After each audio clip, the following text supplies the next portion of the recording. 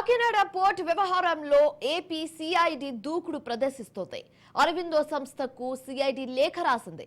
ఒక్క పైసా తీసుకోవడానికి కూడా అనుమతించబోమని లేఖలో స్పష్టంగా పేర్కొన్నారు. డివిడెంట్లు తీసుకున్న చర్యలు తప్పవని సిఐడి హెచ్చరించింది. లాక్కోవడమే ఆక్రమం, ఇక లాభాలు ఉంటే నేరమే అన్నారు. 4 ఏళ్లలో 102 కోట్లు తీసుకున్నారని ఇక ఆపేయడం అంటూ సిఐడి స్పష్టం చేసింది. త్వరలోనే ఈ వ్యవహారంపై అరబిందో డైరెక్టర్లను త్వరలో విచారించనుంది సిఐడి. రైట్, ఇక ఇదే అంశానికి సంబంధించి తాజా సమాచారం మా కరెస్పాండెంట్ క్రాంతి ఫోన్ ద్వారా అందిస్తారు. క్రాంతి, చెప్పండి.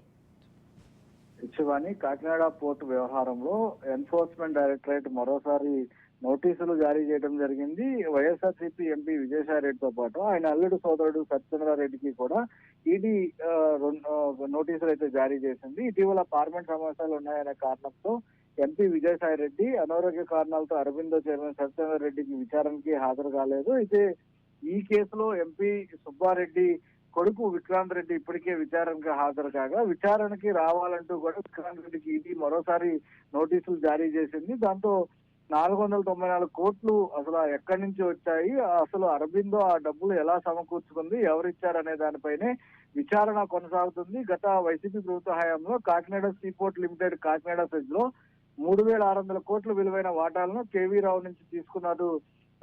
కూటమి ప్రభుత్వం వచ్చిన తర్వాత ఫిర్యాదు చేయడం జరిగింది. అయితే తన నుంచి బలవంతంగా లాక్కున్నారంటూ కూడా కేవీ రావు ఫిర్యాదు ఇచ్చారు. ఈ పోర్టు వ్యవహారంలో ఆరో infrastructure private limited Kakinada infrastructure holdings చెల్లించిన 494 కోట్లు ఎక్కడి నుంచి వచ్చాయనే కోణంలో ప్రస్తుతం ఈడీ దర్యాప్తు వేగవంతం చేసింది. కాకినాడ పోర్టు వ్యవహారంలో ఒక్క పైసా కూడా తీసుకోవడానికి అనుమతించబోంటూ కూడా అరబిందో సంస్థకి ఏపీ సిఐడి లేఖ రాయడం జరిగింది. తాజాగా ఈ లేఖ ప్రస్తుతం చర్చనీయాంశమైంది. డివిడెంట్లు తీసుకున్న చర్యలు తప్పు కూడా సిఐడి ఆ లేఖలో హెచ్చరించిన పరిస్థితి ఉంది. మరొకరికి నుంచి లాక్కోవడమే అక్రమం అవుతుందంటూ కూడా దాని నుంచి లాభాలు పొందడం కూడా నేరమే అంటూ కూడా ఆ లేఖలో సిఐడి స్పష్టంగా పేర్కొనడం జరిగింది. 4 ఏళ్ల వ్యవధిలో 102 కోట్ల తీసుకున్నారని ఇక ఆపేయండి అంటూ కూడా అధికారులు స్పష్టం చేశారు. అరబిందో డైరెక్టర్లు విచారించేందుకు సిఐడి రంగం చేస్తున్న నేపథ్యంలో అరబిందో చైర్మన్ సత్యచంద్రారెడ్డి నేడు సిఐడి విచారణకి హాజరయ్యే అవకాశం ఉన్నట్టు కూడా తెలుస్తుంది. విచారణకి సంబంధించి